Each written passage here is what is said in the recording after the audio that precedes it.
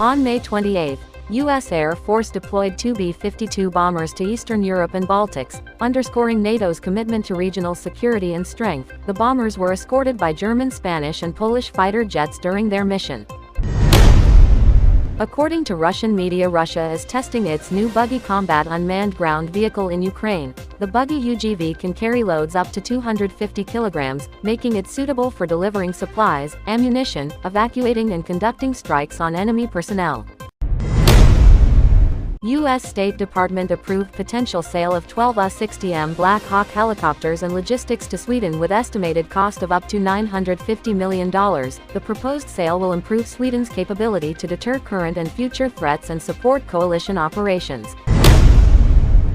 Ukraine has actively begun using FPV drones to intercept Russian reconnaissance drones. These drones provide a cost-effective method for countering enemy surveillance and strike capabilities, particularly when traditional air defense systems are in short supply.